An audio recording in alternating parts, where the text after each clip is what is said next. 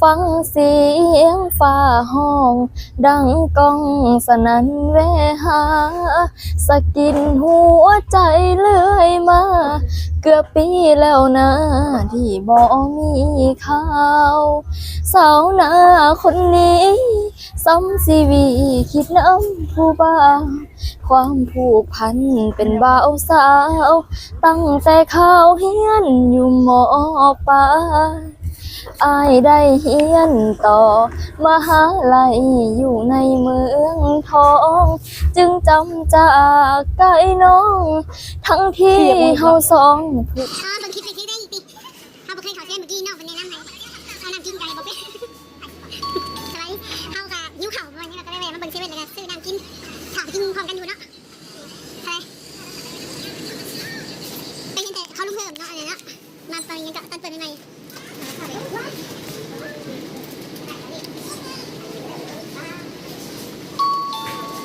ถ้าจ่ายเงินเลยก็เขาก็เสียเดินทางไม่เป็นไรนะพี่ที่ไม่ให้หิวหรอกให้อดซื่อเนาะ71,000เนาะไม่เคยขอเงินตุ๊กตาอยู่หัวให้น้องมีตุ๊กตาเขาเมื่อกี้ใส่น้ำมันไปเลย1,000 2,000เนาะในการทำมาซื้อน้ำกินเพราะต้องทำไม่ต้องใช้เงินยิ้มเขาเลยไม่ก็เช่าเขานะมันเป็น71,000แต่สิไปกินกระปุ่นบริบ้าเนาะกาซิโนไปทานกินกระปุ่นอยู่สวรรค์เขตเลยไปจ้ะหอมเนี่ยหอมหลดใหม่หอมใหม่คิวตีซึ่งพ่ออีกท่านหน่อยไหมมันเด้งเหรอโอเคเอาอยู่เซเว่นซิโนเนาะครั้งแรกเลยเขามาเซเว่นซิโนนี่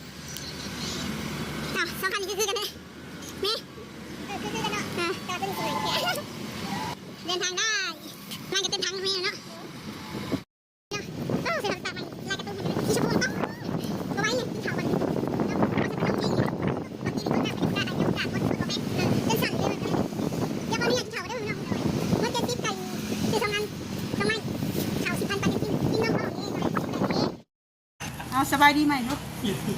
สบายดีสละเอามีรถสละเนาะรถเก่าอันนั้นรถใหม่สละเพิ่นพี่น้องหายเพิ่นมาครับหายเห็นเพิ่นตำเท้าก็ได้ห้องสมกินี่ห้องไปงานลุกเลยฮะก็ยังบอกว่าอยากเรียกกับปุ้นยังว่าเฮ้ยพาน้องมวยมากินกับปุ้นเนาะเอาเลยเด้อแล้วสั่งใหญ่เกินพุระถ้วยเด้อใหญ่เกินพุระถ้วยช่องหน่อยที่สุดเลยอ่ะโทษเดี๋ยวคอยจะโทรให้ลูกคอยออกมาซะผู้โชคดีกับลูกคอยซื้อใหม่น้ำฝนไม่ใช่อันนั้นเรามารู้หรือยังทีนี้รู้แล้วบ่รู้แล้วเท่าไหร่ฮะเรามาเลยบอสนะน้ำฝนนะบอสอะไรฟูซีเซนบัสสปอร์ตสเปดอะไรโอ้ยตอนเที่ยงเขากินข้าวกันละเอ้ยสีส่งมวยไปไทยเลยช่างแม่มันเลยส่งมวยไปไทยไม่ยังก็ลูกคอยสิไปไทยคอยนี่ถ่ายส่งรู้ไปอเมริกาไม่ได้แล้วแพ้ลูกมีลูกสาวคนเดียวโอ้ยจะอย่าแล้วส่งไปป้าแล้วเนาะได้แล้วมีลูกสาวคนเดียวเช้านี้จ๋าก็ได้ไหมคอยกำลังจะพาสปอร์ตตีตัวเดินทางอะไรอยู่ตอนนี้มาได้ต้องพานแม่ก่อนเอาแม่ส่งแม่ไปขายก่อนสิก็จะเอาก็เอาแม่ไปแทนลูกอยู่เพื่อนไปจ้ะเตรียมตัวแล้วเตรียมตัวแล้วนี่ทายมาเดี๋ยวเลยฮะเดี๋ยวคอยให้ลูกคอยมาเอาก็ได้เพราะว่าคอยซื้อมาให้น้ำฝนขอไปก่อนได้ขอบใจอะไรจงบอกกินกระปุกนี่กระปุกมียังให้โต๊ะเลยสิโอ้ยขอบใจได้มาส่งรถ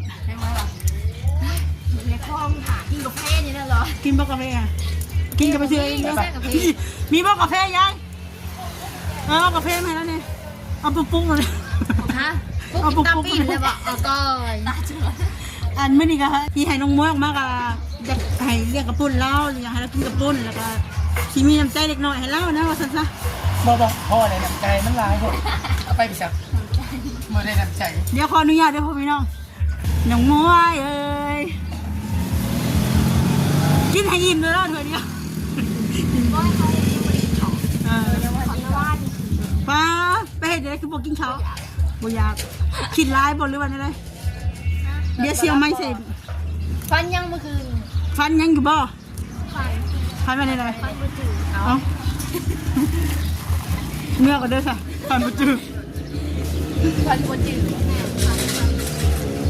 ฟันแบบว่าบริฟันว่าที่ได้แบบมีผู้เอาเงินมาให้เอาคำมาให้บ่หรือว่าบริฟันเลยดิไปเมื่อเช้าเอาเงินเมื่อก็โอ้ มันไม่ยิง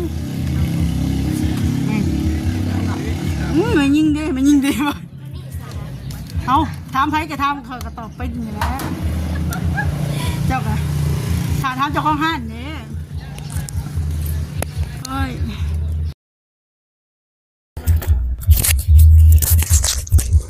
เขาบอกเขาแล้วเขาบริคอง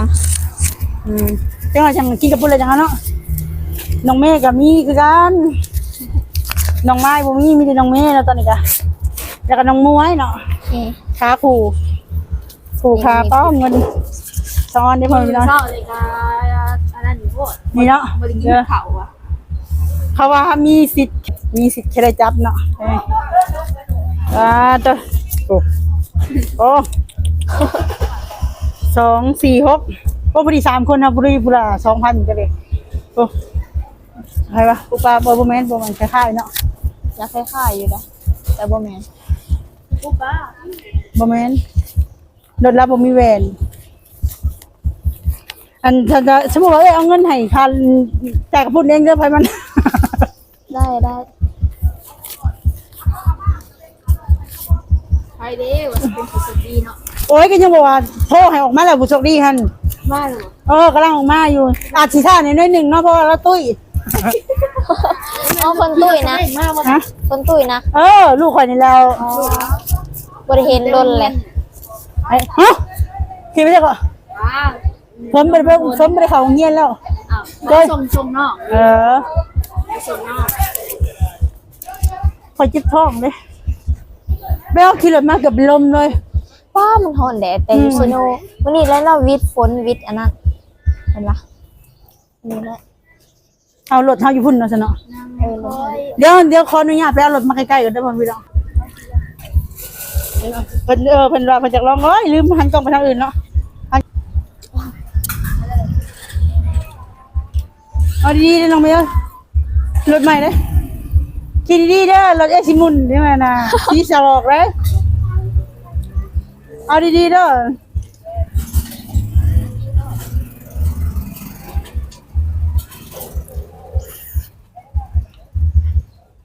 มืดน้องกล้องน้องเมย์นี่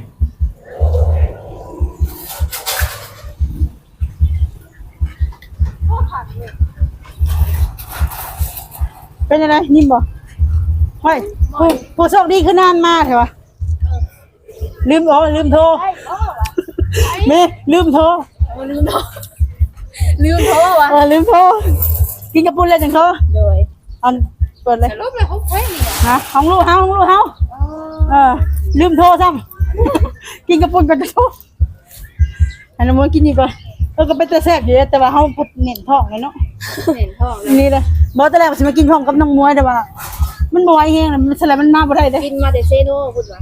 พูดหมดที่ในโก้ห่านนั้นไม่เดี๋ยวว่าไม่เหมือนอ่านเมื่อกี้ เอาโปรโมทอ่ะเอาไม่ค่าก็เอาไม่ค่าฝากห้านเด้อ ผาห่านเลยเด้อ อย่าบอกแน่เลยว่าเห็นแต่เอายังไปนั่นเด้ออย่าไปพี่นั่นเด้อใครเนี่ย ไม่ดีว่าดีว่า เปิดดีกว่าน่ะไม่ค่ากันมาบ่จื้อเห็นได้ซะเป็นน่ะ ฝากห้าน หาเลยเด้อ ห้านอยู่ในบรรทัดเลยเพิ่นเลย ผ่านขึ้นมาบรรทัดเขา ท่านมาจากอะไรนี่ก็อยู่ซ้ายมือเนาะ ได้มีป้ายอยู่เด้อนี่ ป้าย เป็นชายเป็น เมี่ยงป้ายคืออยู่ทางในซะ ใช่กับมีทั้งออกนี่ดิ สอง ท่านนาง นางบางอ้อนน่ะก็จะเฮ็ดพิษ นางบาง บางอ้อนก็ยะ ปางอนนางปางอนได้ซื้อใหม่มันจะเนาะได้ซื้อใหม่เลยแล้วป้ายแล้ว ปกติบางอ้อนแล้วก็เฮ็ดก็จะเฮ็ดพิษก็จะไปบ้านกันบ้านกับเวนี่เด้อโปรโมทให้เด้อ เดี๋ยวท่านแล้ว เดี๋ยวใช้นั่งม้อยกินนี่สวยมากงาม แค่บ่ม้อยลูก ท่านม้อยต้องเสพบ่ก็ ม้อยว่าม้อยมาทันได้กินข้าว ได้ว่าเสพแล้วสิครับเฮาบ่ได้กินข้าวแต่บ้านนี่ครูเฮาบ่อยาก บ่แล้วต้องกินดิเนาะตัวเองสุขภาพแข็งแรงเนาะบ่แม่นตื่นเต้นบ่บ่แม่นตื่นเต้นบ่หรือว่าได้วะบ่อยากเข้าบ่อยากนั่นเลือกคิดนะคิดร้ายบ่ เป็นได้กินได้เนาะข้าวเฮาบ่แม่นว่าอดเด้ บ่ติดท้องเลยบ่เอาดูเอากันเปิดอยู่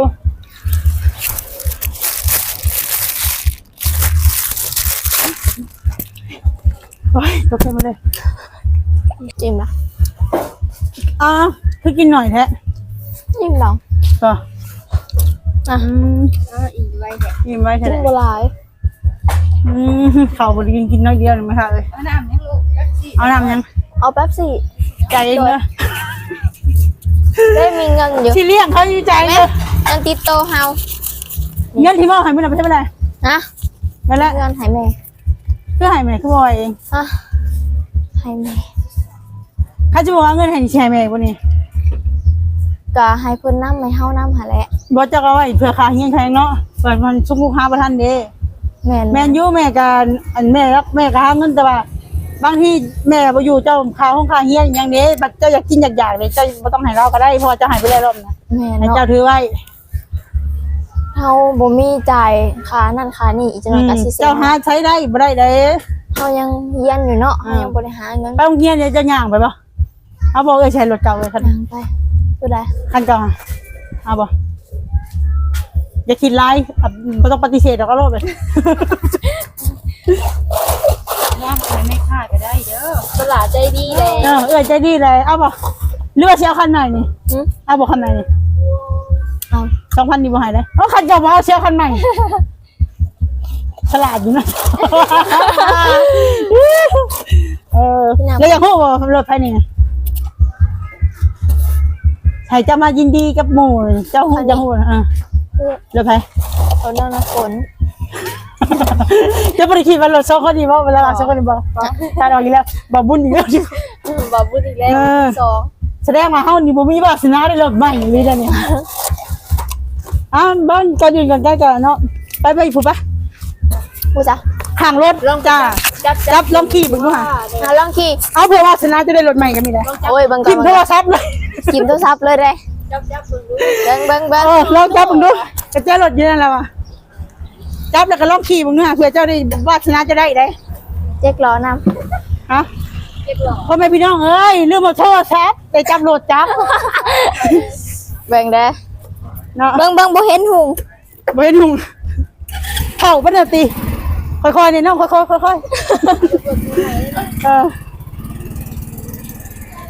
ก็ให้เพิ่นลองขี่เบิ่งเพื่อมันมีวาสนาได้เนาะบางทีก็ล่นทับมือนี่มือฮือก็มีเด้เอ้าอย่างนี้บ่นี่ สัตว์เขาหัวบ่แห้งเลยเนาะ ขี่เมืองคนจิ้มได้บ่ อันนี้บ่ได้จังเว้าเด้พ่อพี่น้องลืมโทรศัพท์นี้เลยนี่ฮะดิป้าเอาโทรศัพท์อีกโทรศัพท์ก็บ่เอาแล้วคันได้รถน่ะ แน่นผักกะลี เอาเด้ สุดยอดสุดยอด เป็นอะไร อย่าโปเลย ต่อ ของใหม่มันก็คักตัว แต่ถ้าสมมุติผู้อื่นได้เจ้าดีใจบ่ ฮะ ดีใจนำเขาบ่ ก็ดีใจนะ ถ้าสมมุติเป็นของเจ้าได้ซะ ก็ดีใจสุดๆเลย และสมมุติเป็นของเจ้านี่เจ้าสิแสดงอาการตื่นเต้นดีใจแน่เลย ก็ ที่เห็นแบบว่าบอกขอบคุณทางผู้ใหญ่เพิ่นน่ะนะแสดงของเพลงเพิ่นบ่เอาก็ร้องห้องมึงรู้สึกจากเพลง2เพลง ฮะ ร้องห้องมึงรู้สึก เอาเลยนี่ แล้วห้องแล้วแหละ บ่เอาแบบบ่ได้ตั้งโต๊ะเลยนี่ บ่ต้องตั้งโต๊ะแล้ว แบ่ง โทรศัพท์ยังลืม ห้องเพลงเอาอันจักหน้อยหนึงเนาะ อันนี้บริแมนผู้โชคดีได้ผมมีทางให้แก่แล้วผมไปฟังนะ เพลงอันห้องเสมอหนึ่งคือเก่าเพ ผม ลง จะมา เพลงอัน เสก นั้น ติ๊กมี อ้าวเริ่มเลย1 2 3ฟังเสียงฟ้าห้อง ดังก้องสนั่นแวหาสะกินหัวใจเลื่อยมา เกือบปีแล้วนะที่บ่มีข่าวสาวนาคนนี้ซ้ำชีวีคิดน้ำผู้บ่าวความผูกพันเป็นบ่าวสาว ตั้งแต่ข้าวเฮียนอยู่หมอปลายอายได้เฮียนต่อมหาลัยอยู่ในเมืองทอง จึงจำจากไกลน้อง ทั้งที่เฮาสองผูกสัมพันธ์ใจคำมั่นสัญญาอายให้ว่าสิบ่ลืมบ่ลายอยู่ๆอายก็เงียบไปจักเป็นจังใดอายบ่ติดต่อเป็นจังใดเนาะอายคือบ่ติดต่อมา โอ้ เนาะ เด้ยมีลมได้ เด้ สุดยอดเนาะ อายฮู้ว่าน้องเอิ้นหา ได้ยินเสียงน้องบ่ฮัลโหลได้ยินบ่ได้ยินเสียงน้องบ่ มีการฮัลโหลอีกแล้ว โทรหากะแล้วเมสเซจกะแล้วหรือสัญญาณบ่พอผ่านเฟซบุ๊กที่เคยติดต่อบ่มีแววอ้ายสิตอบมา โอเคเอาสนิทก่อนไอ้โซนี่แหละ โอ้ของเพลงม่วนนี่เนาะ ตัวมือซ้อมเซยหายตัวเอง เก่งเป็นได้ปะนี่ของเพลงแล้ว กะ อย่าหายเอาหายอยู่บ่เลยคันนี้ฮะอย่าหายเอาหายอยู่บ่เลย กะนิดนึง นิดนึงว่ะ หยอก บ่ถ้าสมมุติไปของเจ้าสิมีน้ำตาอยู่อันนี้เอาหายเจ้านี่เจ้าสิตื่นเต้นดีใจสิกระโดดรถเต้นบ่เลยของเจ้าได้น้องเลย ฮะ ของเจ้าได้เฉลยแล้วนะเนี่ย บ่หวา ของเจ้า ของเจ้าบ่เอาบ่ซื้อดอก บ่นี่ของเจ้าน้องแต่กระติกของเลย เอาบ่แม่นของน้ำฝน บ่อันของเจ้า ของเฮาโอ้ เป็นอะไรดีใจบ่ ดีใจนั่นแหละ นี่แหละพ่อแม่พี่น้องคือผู้โชคดีเนาะ ขอบคุณหลาย เอาเขากับมาแบบว่าบริบอกเป็นบริกล่าวนะ ๆอ้าแม่ก็บ่ได้ฮู้ได้นี่ จะบ่มีไผฮู้หยังวะ โหเลย นี่แหละก็ว่าเขาสิพาจงมาเซ็นอันนี้เลย อ๋อ อันเอกสารจะอยู่ในรถ โดย หาเฉลยเลยเนาะ แม่นเพราะว่าลองบอกเพิ่นว่าเขาเป็นของน้ำฝนเขาตุ้ยรู้สลาเนาะก็เลยให้เพิ่นร้องเพลงให้ฟังแบบนี้แต่ว่ามันบ่เป็นของน้ำฝนเป็นของน้องมวยเนาะเพิ่นว่าโดย ก็ว่าอยู่เอาคือว่าถ้าน้ำฝนมาคือบ่ไม่ เขาบ่ได้โทษ เอา อันนี้ก็คือหมวกกันน็อกเนาะ โดย อันปิ้งไก่นี่เฮาหิวข้าวเฮาก็เลยกิน ใส่น้ำมันเต็มทาง น้ำมันเต็มถังเลยน้องมวย เต็มถังเลย โดยก็มีแต่อยากบอกน้องมวยว่าได้แล้วก็มีแต่ว่าห้ามไปเฮียนตั้งใจเฮียนเพราะว่าทั้งพ่อทั้งแม่มันก็ตั้งใจซื้อให้ทั้งที่เพิ่นบ่เคยฮู้จักบ่เคยเห็นหน้ามีแต่ฮู้จักทาง YouTube แต่เพิ่นก็อีต้นแล้วก็เอ็นดูสงสาร โดย มีแต่เจ้าเฮ็ดตามความฝันของเจ้าก็คือตั้งใจเฮียนเฮ็ดให้เพิ่นภูมิใจเนาะ โดย แล้วก็รักษาให้ดีอย่าไปขี่แว่นคือผู้อื่นเขาเด้อให้กลางค่ำกลางคืนก็บ่ต้องออกเฮือนก็ได้มีแต่ว่ากลางเว้นจังออกอยากกินหยังก็ไปซื้อกินก็ทางนี้ก็เนาะสะดวกสบายแล้วบัดนี้เนาะได้รถเป็นของตัวเองแล้วก็บ่ต้องหาแม่เวลาหิวข้าวก็บ่ต้องอันนี้ก็ดีใจนํเพิ่น โดย ถ้าว่าเมื่อวานนี้เอาเงินได้ก็คือสิได้ตั้งแต่เมื่อวานนี้พุ่นแหละ โดย ก็ดีใจน้ำน้องมวยก็มีแต่หักษาเอามีแต่ว่าให้น้องมวยถามความรู้สึกก่อนแหละเนาะเป็นยังไง รู้สึกที่ดีใจหลายแล้วเฮาก็บ่คิดบ่ฝันนะว่ามันสิเป็นของเฮาโดยถ้าว่าเป็นของน้ำฝนที่หมู่ของน้องมวยเองนี่แหละก็ดีใจน้ำเพิ่นหามาแต่น้องมวยบ่คิดว่าสิเป็นของน้องมวย มืดๆเนาะเดี๋ยวโดยถ้าเป็นของไผก็ดีใจน้ำเขาเนาะ โดยแต่น้องบ่คิดว่าสิเป็นของน้องมวยอะลี ก็บ่ได้มีแต่แค่รถเนาะก็ยังสิมีเงินไว้ใช้จ่ายเวลาไปทำไปเฮียนเลยให้เจ้าเก็บไว้หั้นนะ โดย ก็เป็นจำนวนเงินกันเหลือจากซื้อรถนี่แหละ2,000เนาะ โอ้ยขอบใจ เงินก็2,000แล้วก็ทางนี้นำว่าทางนี้ก็ยิบไปเปิดว่างมันจะได้ของจะให้น้องมวยจะให้กันกดเลยแบบอันนี้ก็คือห้องน้องมวยก็ห้องน้องเมียก็2,000เนาะลืมโทษใจ เนาะค่าเดินทางจะมีแต่มายืนเฮียงกันก่อนเนาะจะให้ทั้ง2คนแล้วก็ของสลากอ่ะ 2,000แล้วก็ป้ายมันก็สลากก็ซื้อน้ำมันหลอกน้ำมันรถซื้อของกินยังบ่ได้จ่ายค่ากระปุ้นแต่ว่าน้องมวยก็ยังลืมโทรศัพท์เลยนะ ลืมโทรศัพท์เลยต้องวนกลับไปเอาก่อน ไปทางกระซิวมึงอะ ตอนแรกว่ายัง5,000เนาะว่าสิเจ็บกัน3คนหารกันเนาะแต่ว่ามันก็ยังเกิน5,000ก็เลยให้แบ่งคนละ 2,000ซะแล้วที่เหลือก็สลากก็จัดการในชื่อนั่นชื่อนี่แล้วก็เหลือก็เพิ่นจะให้สลากเก็บไว้เนาะโดยก็มีแต่ให้ทางความรู้สึกน้องแม่เป็นไดดีใจบ่ โดยดีใจ เดี๋ยวเป็นสะพานบุญเนาะ โดยแมน เดี๋ยวเป็นสะพานบุญไปเป็นธุระทางให้ทางน้องมวยได้ที่ว่าน้องมวยก็บ่ฮู้โตเลย โมโหเลย มีแต่หมู่โทรไปใส่ก็ไปนะ ก็ว่าเสียดายแต่ว่าเอารถออกมาเองนี่ติ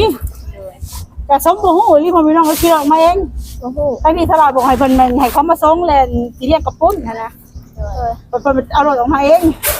จ้าจักยืมรถหมู่อีกซ้ํนะคะมันเมื่อมีแต่สิเมื่อส่งแล้วก็สิเมื่อส่งรถบัดนั้นจะก็มาส่งเอื้อยเด้อจักเอื้อยจังแม่เป็นเอื้อยแล้วเป็นเอื้อยแล้วดีแล้ว เขาเอามาส่งเจ้าอยู่พุ่นโอเค อยู่รถเอื้อยอยู่เลยดิเอื้อย พี่ รถ เอา ดี แล้ว เนี่ย แต่สิป้าเว้นี้ เอารถจะไปส่ง เลย เราจะไปส่งให้นี่แหละก็คือส้มหนาผู้โชคดีเนาะก็ให้เป็นมือเป็นตีนเป็นแขนเป็นชายเพิ่นไปทำไปเฮียนเพราะว่ารถแม่เพิ่นจะเอาไปเฮ็ดเวียกว่าซั่นซะ โดยห้องไปย่างไปยามันกับญาติอีกงาม จังได๋ก็ เดียว ดีใจทางน้ำเพิ่นเนาะขอบคุณทางน้องเมย์หลายๆที่มาเป็นสะพานบุญให้ทางน้องเพิ่นนำเป็นหมู่เป็นครูกันก็หักแพงกัน โดย แต่เงินได้คำก็เก็บไว้เด้อมื้อเด้อ โดย ตาบ่ครั้งที่แล้วนี่ก็ให้แม่เนาะแต่ครั้งนี้ก็เก็บไว้ก็ได้เพราะว่าเพื่อการทำการเรียนของเจ้าแหละ ไปเที่ยง มีแต่ว่าอย่าป้าสถิตแสดงเพราะว่าคนกะลายเนาะคนเขาคนน้องมันก็นี่หั้นนะโดยมีแต่ให้ขอบคุณทางผู้ใหญ่เพิ่นเนาะ นี่ไงนี่นี่บ่ เพิ่นละมีที่ไหนน้องเมย์น้องเมย์กับน้องไว้ขอบคุณทางผู้ให โด ญ่เพิ่ ย น น้องมวยกับเขาขอบคุณเพิ่นหลายๆเด้อเด้อ จะพูดแล้วว่าเป็นไผซื้อให้ เจ้าเก่าเจ้า เจ้าเดิม เพิ่นที่เพิ่นสุดสวย ไม่เปลี่ยนครับพอแซนดี้ เพราะว่าเป็นของขวัญเนาะเพิ่นก็บ่ฮู้ว่าสิมีโอกาสได้สดซอยเข้ามาอีกหรือบ่เนาะเพราะว่าเพิ่นจะเฮ็ดเวียกหั้นนะเพิ่นจะ โดย อันนี้แต่ว่าเพิ่นก็จะตั้งใจอยากซื้อให้เจ้าได้ไปทำไปเฮียน โอ้ขอบคุณเพิ่นหลายๆเด้ เพิ่นอยากให้ อ เจ้าได้มีรถขี่ไปโรงเรียนเนาะ โดย เพิ่นก็ได้เฮ็ดให้มันเป็นจริงแล้วเพิ่นก็ดีใจถึงแม้เพิ่นสิบ่มีแต่ว่าเพิ่นก็ยังนึกถึงครอบครัวเจ้านึกถึงน้องมวยเนาะ โดย ก็ขอบคุณเพิ่นหลายๆโดย น้องมวยกับเขาให้เพิ่นอยู่ดีมีแฮงเด้อให้ร่ำให้รวยทุกสิ่งทุกอย่างเฮือนซ่านเพิ่นก็สดสวยมาหลายยังซื้อรถให้น้องมวยอีกน้องมวยก็ดีใจหลายน้องมวยก็ ให้สลับเป็นสะพาน โด บุญ ย เนาะ สิบ่เฮ็ดให้เพิ่นผิดหวังสิตั้งใจหำใจเฮียนโดย รักษาให้ดีรถเพิ่นซื้อให้จ้ะ โดยขอให้เพิ่นอยู่ดีมีแฮงให้ร่ำให้รวยเด้อความเจ็บจะสุดได้ความไข้อย่าสิมีให้มีแต่สิ่งดีๆเข้าในเฮือนซ่านเด้อขึ้นเรือลงไต่ก็ขอให้เดินทางปลอดภัยให้ดีมีแฮงให้ร่ำให้รวยเด้อโดยสาธุอยู่หมันควันยืนตลอดปีตลอดไปโดย ขาด ใจ บ่ได้ สลาคือกัน สะพานบุญเมนำ โดยให้น้องเมย์หรือว่าสลาไปเป็นสะพานบุญหันมากับขอให้น้องเมย์และสลากับอยู่ดีมีแห้งให้ร่ำให้รวยเด้อให้มีแต่สิ่งดีๆเข้ามาในชีวิต โดยให้มี ขอให้มีผู้ใหญ่สนับสนุน โด ก็ ย ดีใจ ขอให้ เลย มี นะ ผู้ใหญ่สนับสนุนหักแพง ไม่เด้อมวยลูกอันมีแต่ทางแม่ขอบคุณทางแม่เพิ่นอีกเทื่อนึงเนาะ เดี๋ยวน้องเมย์กะขอบคุณทั้งพ่อและแม่เด้อที่ไว้วางใจน้องเมย์และเศร้าหลาที่ ให้ไปเป็นสะพานบุญ เป็นสะพานบุญโดยกะขอขอบคุณหลายๆกะขอให้พ่อและแม่จงดีมีแห้งความเจ็บที่สุดได้ความไข่จะสิมีพ่อแม่และพ่ออายุหมันคนนี้เด้อไปทางใดมาทางใดก็ขอให้ทางตลอดปลอดภัย น้องเมย์ ข อาจ ให้ จะ รัก ตื่น ษา เต้น เทวดาคุ้มครองเด้อพ่อและแม่ขอให้สุขภาพแข็งแรงอายุหมันคนนี้ก็สาธุ โดยเนาะทางน้องเมย์เพิ่นก็อาจสิเป็นครั้งแรกที่ได้มามอบของขวัญชิ้นใหญ่แบบนี้เนาะ ตื่นเต้น โดยบ่ว่าแต่น้องเมย์สลากอ่ะเพื่อนนั่นแหละนี่ค่ะ โอ้เฮาโบอันนั้นเลยเฮา โดยเนาะก็ทางสลากอ่ะเบิ่งโดยเดี๋ยวหันกล้องก่อนหันมาให้แน่ลูกโดยเนาะก็อย่าทอแกะ กุดๆเลย โดยเนาะทางสลากต้องขอบคุณทางแม่หลายๆเด้อกับพ่อที่ว่าไปวางแจ้งเห็นทางสลากแล้วกันน้องมีมาเป็นสะพานบุญในครั้งนี้เนาะเพราะว่าตื่นเต้นเห็นน้องมวยเพิ่นเนาะ เลย แล้วก็เพิ่นก็ให้น้ำใจ แบบคนละ 2,000 เนาะโดยที่เรียกสลากกระจายน้ำใจนี่จะป้ายมันเพิ่นว่าแม่บ่ได้กินหยังหลายก็เอาสิ้นหยังก็แล้วแต่เพิ่นว่าเพิ่นบอกสลากโดยจะสลากก็ขอบคุณหลายๆแม่เอ้ยโอ้ตัว ดีใจ ตายจวดแล้วเนาะเมื่อวานนี้คันสมมุติว่าเอาเงินได้นี่คือสิได้แต่เมื่อวานนี่พุ่นแหละไปนั่งแท่งน้องมวยนี่ก็บ่ได้ฮู้เลยว่าสิได้รถจักรคันนี้เนาะ โอ้ โดยจะขอบคุณแทนน้องมวยเด้อแม่เด้อพอเด้อก็ขอให้พ่อกับแม่อยู่ดีมีแห้งสุขภาพแข็งแรงปราศจากโรคภัยไข้เจ็บเงินทำไรมาเทมาบ่ว่าเป็นเงินลงใต้ก็ขอให้ตลอดปลอดภัยแล้วก็ให้จังซี่เลยเนาะสลากหาคำแบบว่าสิบอกขอบคุณบ่ถือเพราะพี่น้องเพราะว่าเพิ่นจะมีน้ำใจหลายต่อครอบครัวของน้องมวยแล้วก็อีกหลายครอบครัวเนาะ ได้สดๆเข้ามาก็เงินคำกับบ่แม่นของน้อยๆนะ โดย เฮาเพื่อสิหาได้แต่ละเดือนก็บ่ได้ได้เด้ โดยเพราะฉะนั้นก็ขอให้ทางน้องมวยรักษาไว้ โดย อย่าแล้วก็อย่าเฮ็ดให้เพิ่นผิดหวังเพราะเพิ่นอีต้นเพิ่นหักแพงคือลูกคือหลานนี่ดิ โดย ถ้าว่าเพิ่นบ่หักแพงคือลูกคือหลานเพิ่นสิบ่เฮ็ดให้เพิ่นสิบ่ถามไทยเพิ่นสิบ่นี่เนาะ โดย เพิ่นจะมี FC หลายคนจะหักแพงแน่นอนว่ามีทั้งคนหักแล้วก็มีทั้งคนสร้างเฮาก็ติดอย่าไปเก็บเอาคำที่ว่าเขาสร้างมา แม่น มาคิดเพราะว่าคนที่หักเฮาก็ยังมีหลายคนที่สร้างเฮาก็ยังมี โดย เพราะฉะนั้นเฮาต้องเป็นตัวของตัวเองแล้วก็เฮ็ดให้ดีที่สุดให้สมกับที่ผู้ใหญ่เพิ่นไว้วางใจแล้วก็หักแพงเจ้าโดยโอเคเนาะพี่น้องสำหรับคลิปนี้ก็สิได้ขอจบคลิปแล้วพี่น้องจบอย่างนี้แหละบัดนี้หลายพี่น้องเลยเนาะเดี๋ยวไปส่งน้องเพิ่นแล้วก็สิออกมาเอารถสลาโดยสลาก็เข้ามาสบายดี โดยสบายดีเด้อ